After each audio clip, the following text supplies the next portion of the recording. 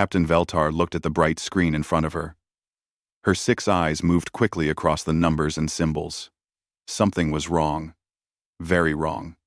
Navigator Janae, check these readings again, she said. Her voice made a soft, clicking sound, like all Zephyrians when they spoke. Janae Park sat at her control station. Her small human hands moved over the glowing buttons. She had worked on this ship for 5 years now. The crew found her as a baby on a broken spaceship. They raised her as one of their own. But sometimes she felt different from the others. The readings are correct, Captain, Janae said. There is definitely a planet in this system. A blue and green world. Dr. Kethmore moved closer to them.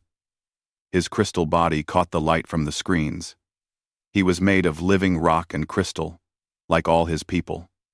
This is impossible, he said. His voice sounded like wind through caves. Every inhabited world in the galaxy is on our maps. Every single one. Captain Veltar's wings buzzed with worry. In her 300 years of exploring space, she had never found anything like this. The Galactic Council had strict rules. When any species learned to travel in space, they had to register with the Council within 50 years. It was the law for over 10,000 years. Show me the planet on the big screen, she ordered. The main viewing screen filled with the image of a beautiful world. Blue oceans covered most of it. Green and brown land masses sat like islands in the blue. White clouds moved slowly across the surface. It looked perfect for life. The atmosphere has oxygen, Dr. Kethmore reported. Lots of water vapor. This planet can support carbon-based life. Are there any signs of intelligent beings? Captain Veltar asked. Janae worked at her station. Yes, Captain. I detect electromagnetic signals. Radio waves. And look at this. She pointed to dark lines on the planet's night side. Those are lights. Artificial lights arranged in patterns. This shows cities and roads. The bridge became very quiet. Everyone stared at the planet.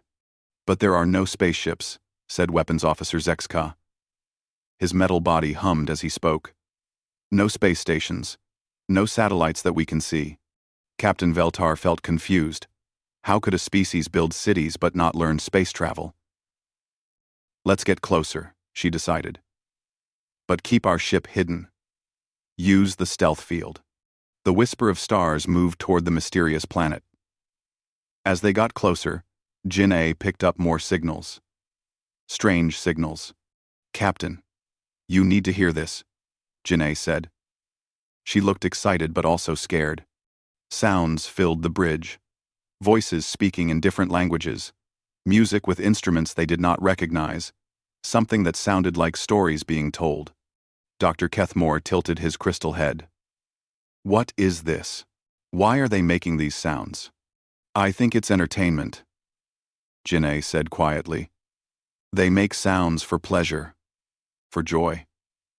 The crew looked at each other with confusion. In galactic civilization, communication served practical purposes. Information sharing, work coordination, trade negotiations. But making sounds for pleasure? This was new. There's more, Janae continued. She changed the frequency. Now they heard what sounded like music. A soft voice sang words in a language Janae somehow understood, though she could not explain why. The song talked about missing someone far away. About love that lasted even when people were apart. About hope for meeting again someday. Janae felt water gathering in her eyes. She did not know why. The other crew members did not notice. They were too busy studying the strange signals. These beings are very emotional, Dr. Kethmore observed. They put feelings into their communications. Inefficient, muttered Zexka. Why waste energy on emotions? But Captain Veltar was thinking. In all her travels, she had met 847 different species. Some were warriors. Some were traders. Some were builders. But none of them made art just for the feeling of it. Janae, can you learn their language? She asked. I'm already starting to understand some words, Janae replied. This surprised her. The sounds felt familiar somehow. For the next several hours, they watched and listened. They learned that the planet had many different groups of beings. These groups looked slightly different from each other, but they were clearly the same species. What amazed the crew most was how these beings behaved. They shared information freely. They helped each other across great distances. When natural disasters happened, beings from far away came to help. Look at this, Janae said. She showed them images from the planet's surface. A big storm had damaged a coastal area. Within hours, aircraft came from all over the planet, bringing supplies and rescue workers. They help strangers, Dr. Kethmore said in wonder. Beings they have never met. This was almost unknown in the galaxy. Most species helped their own kind, sometimes their allies. But these planet dwellers helped anyone who needed it. Captain, Janae said softly, I think we should be very careful about how we report this. Veltar looked at her navigator. Jin-A was young, but she was often wise beyond her years. Why do you say that? These beings, they're different from us, from everyone in the galaxy. If the Council learns about them too quickly, they might try to change them, make them more like us. Jin-A paused. She listened to another transmission. This one was a story being told to young ones. A story about creatures from different worlds, becoming friends and working together. I think, Jin-A said carefully, these beings might have something to teach us, instead of the other way around. Captain Veltar made her decision. We will observe for 3 more days. Learn everything we can. Then we report to the Council. As the ship continued its hidden watch, Jin-A kept listening to the transmissions. One song kept playing in her mind. A song about coming home to a place you had never been. About finding family among strangers. She did not understand why the words made her feel so strange. Why they seemed to call to something deep inside her. She did not know that she was listening to the voices of her own species for the first time in her life. The blue and green planet turned slowly below them, full of secrets that would soon change everything the galaxy thought they knew about intelligence, civilization, and what it really meant to be alive. 3 days had passed since they found the mysterious planet. Captain Veltar wanted to learn more before they contacted the Galactic Council. Every new discovery made the planet's inhabitants seem more unusual. Dr. Kethmore spent most of his time studying the biological scans. His crystal body glowed brighter when he was excited. And today, he was very bright indeed. Captain, you must see this, he called from his science station. These beings have incredible diversity. Well, time. The viewing screen showed images of the planet's surface. The inhabitants came in many different colors and shapes. Some had dark skin, others light. Some were tall, others short. Their hair was different colors and textures. At first, I thought they were different subspecies, Dr. Kethmore explained. But they are all genetically the same. The variations are just natural differences within one species. That's impossible, said Zexka. Not here, the doctor continued. And look how they interact. New images showed beings of all different appearances working together, building structures, growing food, teaching young ones. There was no separation based on how they looked. Jin-A watched from her navigator station. Something about the images felt familiar, though she could not explain why. She saw a family on the screen. A tall, dark-skinned male, a shorter, light-skinned female, and small ones that looked like mixtures of both. They choose their mates based on feelings, not species compatibility. Dr. Kethmore said in amazement. They create families across all their variations. This was unheard of in galactic society. Species mixed for political reasons or trade benefits. But choosing mates based on emotional connection? It seemed wasteful to the practical galactic mind. What else have you learned? Captain Veltar asked. Their approach to survival is unique, the doctor replied. He showed more images. Look at this coastal city. It floods every few years during storms. Any sensible species would move to higher ground. But they don't move? The captain asked. They adapt. They build floating houses. They create walls that move with the water.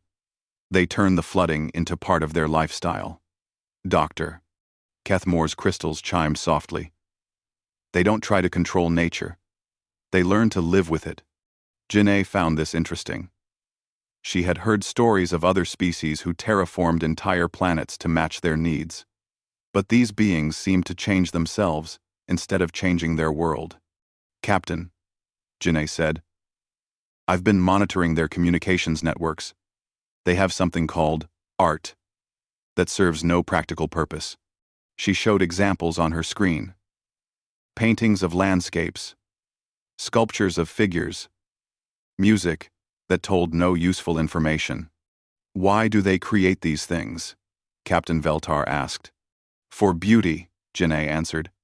For emotional expression. For joy. The bridge crew looked puzzled. In galactic civilization, everything had a purpose. Tools were for working. Communication was for sharing information. Structures were for shelter or defense. But that's not all, Janae continued. They also create stories. Fictional accounts that never happened. Lies? Asked Zexka. No, not lies. Stories they know are not real, but they share them anyway. To explore ideas. To understand feelings. To imagine possibilities. She played an audio file. A human voice told a story about creatures from different worlds who became friends despite their differences. The crew listened with growing confusion.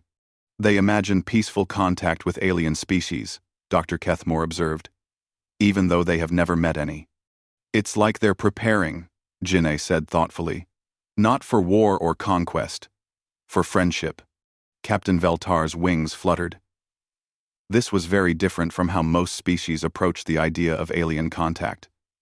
Usually, first contact scenarios involved either trade opportunities or military concerns. Janae, the captain said slowly, you seem to understand these beings better than the rest of us. Why is that? Well, why is that? Janae felt uncomfortable with the question. She had wondered the same thing. I don't know, Captain. Their behavior just seems logical to me, even when it's not practical. So, over the next few hours, they observed more unusual behaviors. When natural disasters struck, beings from all over the planet sent help. When some groups had too little food, others shared their surplus. When young ones were orphaned, strangers adopted them. They prioritize group survival over individual advantage, Dr. Kethmore noted. But they extend group to mean their entire species, not just their immediate community. This was almost unknown in the galaxy. Most species helped their own families, maybe their own settlements. A few advanced species helped their whole homeworld. But helping strangers on the other side of their planet? It seemed like evolutionary madness. There's something else, Janae said quietly. She looked nervous. I need to show you something about their technology. She brought up images of their cities and machines. Look at how they build things. Their technology isn't designed just for efficiency. It's designed for comfort. She showed them parks in the middle of cities where no buildings stood.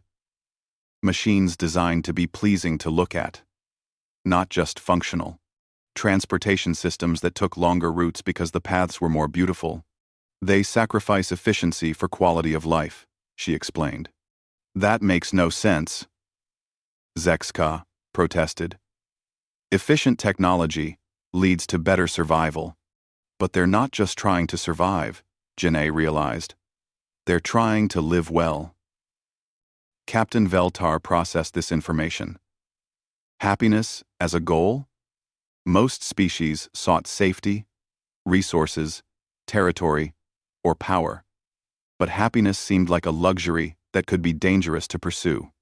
Captain, Janae said very quietly. "There's something I need to tell you." Before she could continue, alarms began ringing throughout the ship. "Emergency broadcast from the planet's surface," reported Communications Officer Thelen. "Something big is happening." On the screen, they watched as a massive earthquake shook one of the planet's continents. Cities fell. Mountains collapsed. Millions of the planet's inhabitants were in danger. The crew watched to see how these strange beings would respond to such a disaster. Within minutes, aircraft took off from all over the planet. Not military craft, rescue vehicles. Ships from across vast oceans changed course to bring aid. Communications networks filled with offers of help, supplies, and shelter. "Impossible," whispered Zexka. "They're risking their own resources to save strangers." But Janae was crying. Tears ran down her face as she watched beings risk their lives to save others they had never met. She didn't understand why the sight moved her so deeply. "Janae," Captain Veltar said gently, "what were you going to tell me?" Janae looked at her captain through her tears. I think I might be one of them." The great hall of the Galactic Council had never been so quiet. 847 species were represented in the massive chamber, but not one being made a sound as Captain Veltar finished her report. Chancellor Krixta, ancient leader of the council, sat in the highest seat. Her energy form flickered with different colors as she processed the information. She had lived for over 5,000 years and led the council for 3,000. Nothing surprised her anymore. Until today. "Let me understand this correctly, Captain," the Chancellor said. Her voice echoed through the chamber without need for translation devices. "You have discovered an inhabited world with advanced technology, but they are not registered in our databases." "That is correct, Chancellor," Captain Veltar replied. She stood in the center of the great circle, feeling very small. "And these beings," continued Chancellor Krixta, "have achieved advanced civilization without developing space travel." "Yes, Chancellor. They have global communication networks, advanced medicine, and complex societies, but no interstellar capability." Ambassador Thorne of the military coalition stepped forward. His robotic body was built for war, all sharp edges and weapon ports. "This represents a security risk," he announced. "Unknown species developing in isolation could be dangerous." "Dangerous how?" asked Counselor Yethra of the Science Guild. Her insect-like form clicked as she spoke. "They have no space weapons." "Dangerous because they're unpredictable," Thorne replied. "Every species in the galaxy follows the same development pattern. Survival, expansion, conquest, then civilization. These beings seem to have skipped the conquest phase entirely." Murmurs rippled through the chamber. This was indeed unusual. "Show us the evidence," Chancellor Krixta commanded. The chamber's massive screens displayed images from Earth. Cities lit up at night. Spacecraft launching satellites. Radio signals streaming into space. But also, parks in city centers, art galleries, concert halls, and schools where different-looking beings learn together. These images show a species that prioritizes quality of life over military expansion, Captain Veltar explained.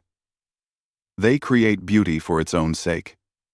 They help strangers without expecting payment. They share resources across their entire planet." The chamber erupted in confused chatter. Such behavior was almost unknown among galactic species. "Impossible," declared Representative Kexmore of the Trade Federation. "No species survives by helping competitors. It violates natural selection. Unless," said a quiet voice from the back of the chamber. All eyes turned toward the speaker. Counselor Lee Min-jun, one of the few human representatives in the galaxy, stepped forward. Like all the scattered humans found over the centuries, he had no knowledge of his species' homeworld. "Counselor Lee," said Chancellor Krixta, "you believe these beings might be related to your people?" Min-jun looked at the images on the screen, His heart raced as he saw faces that looked familiar, even though he had never seen them before. The physical similarities are obvious, Chancellor. But more than that, their behavior matches what we know about isolated human communities. This caused even more excitement in the chamber.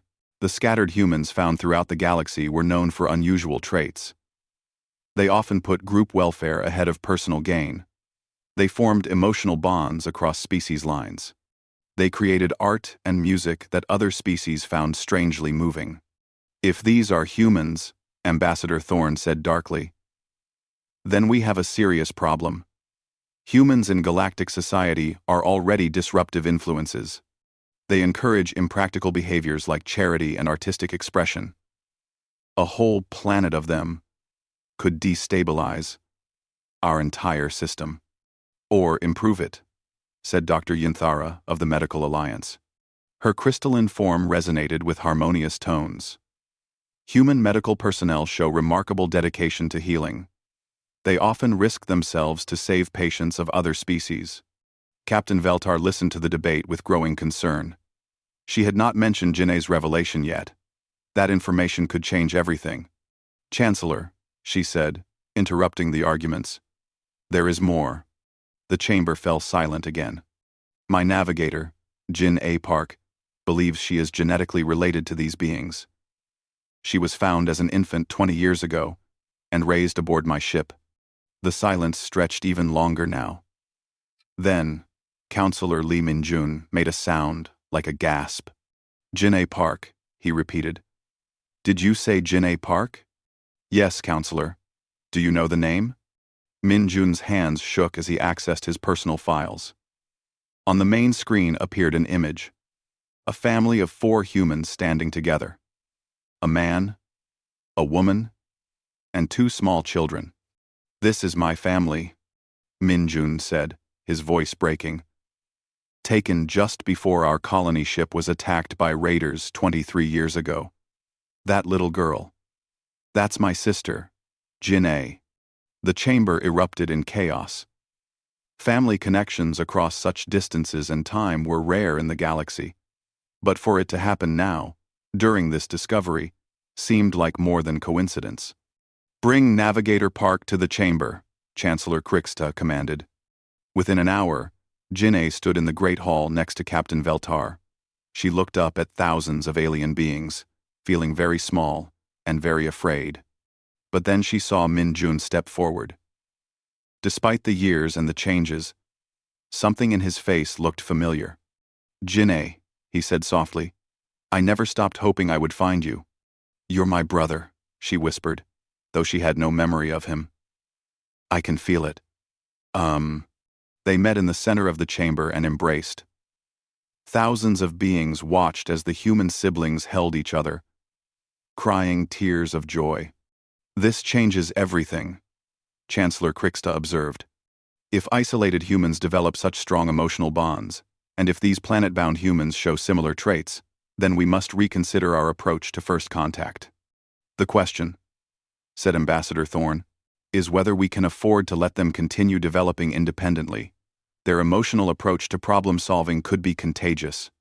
Maybe that's not a bad thing, suggested Dr. Yinthara. Our current galactic civilization is efficient, but it's not particularly happy. Perhaps these humans have found something we lost along the way. As the debate continued, Jin-A and Min-jun shared quiet words about their lives apart. But both kept looking up at the screen showing Earth, the blue-green world that might hold the keys to humanity's future. What do you think will happen? Jin-A asked her brother. Min-jun looked around the chamber at the arguing representatives. I think, he said carefully, we're about to find out if the galaxy is ready to learn something new about what it means to be civilized. Chancellor Krixta raised her energy form high above the chamber. The council will vote. But first, we will test these humans.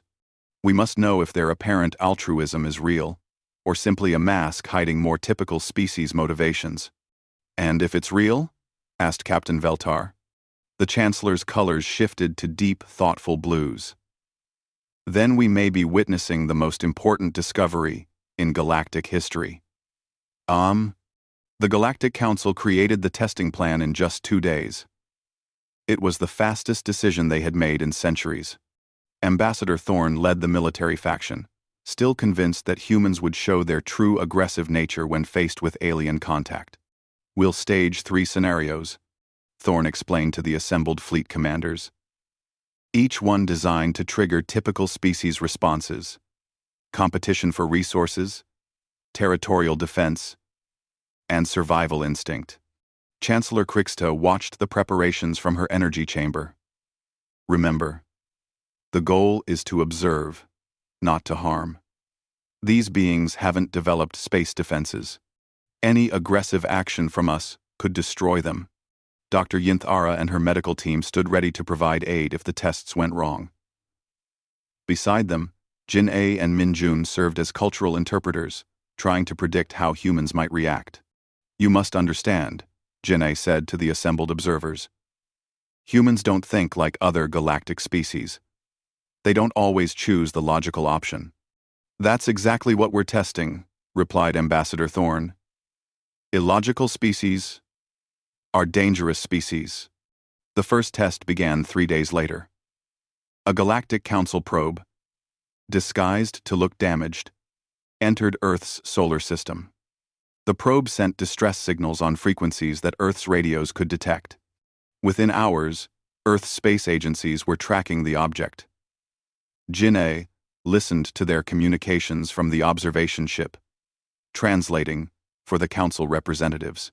"They've identified it as artificial," she reported, but listen to their response. The Earth transmissions filled the chamber. "Unknown vessel. This is Earth Mission Control. We detect you may be in distress. We are preparing assistance. Please respond if you can receive this message." Ambassador Thorn's metal face showed confusion. "They offer aid to an unknown vessel? They don't know if it's friendly or hostile. They see something that might need help," Jin-A explained. "That's all that matters to them." Within 2 days, Earth had launched 3 separate rescue missions. Spacecraft from different nations worked together, sharing resources and information. They brought tools, fuel, and medical supplies, everything a damaged alien ship might need. When the human ships reached the probe, their crews risked their own safety to board it and attempt repairs. They worked for days trying to fix technology they didn't understand, simply because they believed someone needed help. "Fascinating," observed Dr. Yinthara. "They assume positive intent from unknown entities." The second test was more complex. The Council staged what appeared to be a communication equipment malfunction. Alien signals, apparently from a ship trying to establish contact, became garbled and unclear. Earth's response again surprised the observers. Instead of military mobilization, they organized the largest cooperative scientific effort in human history. Radio telescopes around the planet worked together to clean up the signals. Universities shared data freely. Governments provided funding without question. "They're not trying to gain advantage from first contact," Min-Jun observed as he watched the human efforts. "They're trying to make contact successful." When humans finally decoded the staged messages, requests for basic information about Earth, they responded with detailed packages about their planet, their species, and their culture. They included music, art, literature, and mathematics. They even sent information about their problems and failures, not just their achievements. "They're being honest," Dr. Yinthara said in amazement. "They show weakness to unknown aliens. This should make them vulnerable." End quote. "Their answer, their anniversary. Unless," said Chancellor Krixta thoughtfully, "they believe honesty creates trust, and trust creates safety." The third test pushed human responses to their limits. A Council ship, disguised to look critically damaged, entered Earth's outer solar system on a trajectory that would cause it to crash into the moon. The impact would shower Earth with debris, threatening millions of lives. Ambassador Thorn watched eagerly. "Now we'll see their true nature. When forced to choose between alien lives and their own safety, they'll show typical species behavior. The human response left the entire observation fleet speechless. Earth's space agencies immediately calculated interception courses. They began launching every available spacecraft, not to destroy the alien vessel, but to try to alter its course safely. When it became clear they couldn't move the alien ship without destroying it, they made an incredible decision. They're evacuating coastal areas, Janae reported with tears in her voice. They're moving millions of people to safety, so they can attempt a risky rescue of the alien ship. The human plan was almost suicidal. They would use their largest spacecraft to dock with the alien vessel and try to repair it while it continued toward the moon. If they failed, both the humans and the supposed aliens would die together. This is madness, Ambassador Thorne declared. They're sacrificing certain safety for uncertain benefit to strangers. But Chancellor Kriksta watched with growing wonder as human crews prepared for their desperate mission. Or, she said softly, they're demonstrating the highest form of courage. The human rescue ship reached the Council vessel just hours before impact. The crew worked frantically to repair damage that was only pretended, while their own ship was pulled toward the lunar surface by gravity. Their final transmission, sent as they worked to save lives that didn't actually need saving, contained no anger or fear. Instead, the human commander broadcast this message: "Unknown friends, we're sorry we couldn't do more. We hope our efforts help you somehow. If you can understand this, know that Earth welcomes all peaceful beings. We believe the universe is better when we help each other." The Council ship activated its real engines at the last moment, saving both vessels. But the human crew didn't know the danger was pretended. They had been willing to die for strangers they might never meet. In the observation chamber, even Ambassador Thorne stood silent. In 3 tests, Chancellor Kriksta announced, these humans have shown behaviors unknown anywhere else in the galaxy. They offer aid without expecting return. They share knowledge without seeking advantage. They risk their lives for strangers. It could still be deception, Thorne said weakly. No, said Dr. Yinthara firmly. I've analyzed their biological responses during each test. Stress patterns, chemical releases, neural activity. These responses are genuine. They truly feel distress when others suffer, even unknown others. Janae looked around the chamber at representatives of hundreds of species. So what happens now? Do we make contact? Chancellor Kriksta's energy form shifted to brilliant gold, the color of momentous decisions. We do more than make contact, she announced. We learn from them. The chamber erupted in surprised voices, but the Chancellor continued. For 10,000 years, galactic civilization has been built on practical cooperation. We trade because we benefit. We ally because we need protection. We follow laws because we fear punishment. Her colors deepened as she spoke. But these humans show us a different way. They cooperate because they care. They help because it's right. They risk themselves because they believe in something greater than individual survival. Minjun stepped forward. Chancellor, what are you saying? I'm saying, she replied, that we may have been looking at civilization backwards. We thought emotion was weakness and logic was strength. But these humans suggest that emotion, the right kind of emotion, might be the highest form of intelligence. As the observation fleet prepared to leave Earth's solar system, plans were already being made.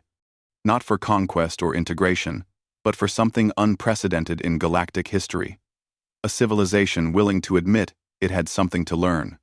1 year after the tests, Chancellor Kriksta stood before the largest gathering in galactic history. Representatives from all 847 species filled the Great Chamber. But today, they were joined by a special group. The first human delegation from Earth. Dr. Sarah Kim, Earth's lead scientist, sat next to Commander David Chen, their military representative. Neither looked comfortable surrounded by beings of crystal, metal, energy, and forms they had no names for. But they were here because their planet had received the most unusual invitation in their history. The galaxy wanted Earth to teach them about civilization. Friends of the Council, Chancellor Krixta began, her energy form glowing with warm colors. 1 year ago, we discovered something that changed our understanding of intelligence, society, and what it means to be truly advanced. The great screens showed images from across the galaxy. On the mining world of Kepler 442, workers who had fought for generations over resources were now sharing tools and knowledge. The efficiency hadn't decreased, it had improved dramatically. The human concept of cooperative labor, reported Administrator Velthak of the Mining Guild, has increased productivity by 300%. When workers help each other instead of competing, everyone benefits. More images showed the medical stations orbiting Proxima Centauri. Crystal beings worked alongside metal robots and energy creatures, all learning human techniques for patient care. Human medical philosophy emphasizes healing the whole being, not just fixing damage, explained Dr. Yinth Ara. Our patients recover faster when they feel emotionally cared for, not just physically repaired.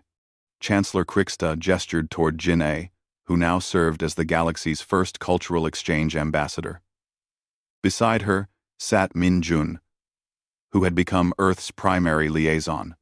These humans have helped us understand that efficiency and compassion are not opposites, the Chancellor continued.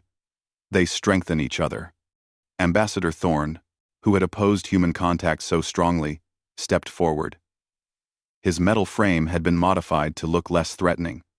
Smoother curves, instead of sharp edges.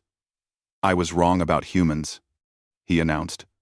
I thought emotion was weakness, but I've learned that caring about others makes you stronger, not weaker. He paused, his mechanical voice softer than before. Humans in our military units don't just follow orders, they care about their teammates. This makes them fight harder to protect each other. Our combat effectiveness has actually improved. Dr. Sarah Kim stood to address the assembly. We're honored that you want to learn from us, she said. But we want to learn from you too. This isn't about humans teaching the galaxy. It's about everyone. Teaching everyone. Commander Chen nodded agreement. Earth has problems we haven't solved. Poverty, environmental damage, conflicts between groups. Maybe together we can find better answers. The next speaker was unexpected. Counselor Zethron of the warrior clans stepped forward. His species had been fighters for millennia, solving problems through strength and conquest. 6 months ago, my clan adopted human conflict resolution methods, he announced. Instead of fighting other clans for territory, we negotiated. We found ways for everyone to get what they needed. His massive form shifted nervously. At first, my warriors thought this made us weak. But now, we control twice as much territory as before, and we have allies instead of enemies. We are stronger through cooperation than we ever were through conquest. Chancellor Krixta brought up the most dramatic example. The trade wars between the Mercantile Federation and the Resource Consortium ended last month. After 300 years of economic conflict, they learned human negotiation techniques. Instead of trying to win at the other's expense, reported trade mediator Kleinex, they found solutions that benefited both sides. Trade volume has increased 400% since they stopped fighting. As examples poured in from across the galaxy, Dr. Kim felt overwhelmed. Humans had always known their way wasn't perfect. They fought wars, struggled with greed, and often failed to live up to their own ideals. We're not perfect, she told the assembly. Humans make mistakes. We sometimes choose badly. We have much to learn. That's exactly why your approach works, observed Dr. Keth Moore, who had become the galaxy's leading expert on human behavior. You don't claim to be perfect. You try to grow and improve. This humility makes you better, not worse. The session's highlight came when Chancellor Krixta announced the new Galactic Constitution. Based on human principles, We are restructuring galactic government. The changes were revolutionary. Instead of species competing for dominance, the new system emphasized collaboration. Instead of the strongest making decisions, representatives worked to find solutions that helped everyone. The new council will prioritize the well-being of all citizens, not just the most powerful species, the Chancellor explained. We will measure success by how well we care for the vulnerable, not by how much wealth we accumulate. Military doctrine changed too. The galaxy's fleets were being retrained as rescue and aid forces. Instead of preparing for conquest, they prepared to help during disasters and emergencies. Human military personnel are teaching us that the strongest warriors are those who protect others, not those who defeat enemies, explained Fleet Admiral Mortex. Education systems across hundreds of worlds adopted human teaching methods. Instead of just transferring information, schools began helping students develop emotional intelligence, creativity, and cooperation skills. Human children learn by playing and exploring, reported Education Coordinator Yelzine. This produces more innovative adults than our old memory-based systems. As the Great Session neared its end, a group of young beings from dozens of different species performed together. They played music that blended human melodies with crystalline harmonics, metal percussion, and energy patterns that painted the air with light. The song was about unity without uniformity, about being stronger together than apart, about finding beauty in differences. Jin-A wiped away tears as she listened. The song reminded her of the Korean ballad she had heard during those first days orbiting Earth. But now, she understood why it had moved her so deeply. It was about coming home, she whispered to Minjun. We all came home, he replied, gesturing to the diverse crowd around them. The whole galaxy came home to something they had forgotten. Chancellor Kriksta concluded the session with a simple statement. Today marks the beginning of the galactic civilization's second age, the age of wisdom, guided by compassion. Outside the Great Chamber, beings from hundreds of worlds mingled freely. Crystal creatures shared their light with metal beings who had learned to appreciate beauty. Energy entities played games with carbon-based children who giggled at the patterns they made. Dr. Kim found herself talking with a being made of living starlight. What do you think will happen now? She asked. I think, the entity replied with colors that somehow conveyed laughter. We're going to discover that the universe is much more wonderful than we ever imagined. Above them all, the great screens showed Earth turning slowly in space. The blue-green world that had seemed so small and insignificant now looked like what it truly was. The place where the galaxy had learned that true strength comes not from power, but from the courage to care. As ships prepared to carry the new ideas back to thousands of worlds, Jin-A stood with her brother looking out at the stars. Do you think we really changed the galaxy? She asked. Minjun smiled. I think the galaxy was ready to change. Humans just reminded them that it's okay to feel. It's okay to care. It's okay to be vulnerable, if it means being connected. The stars seemed brighter that night, as if the galaxy itself was smiling.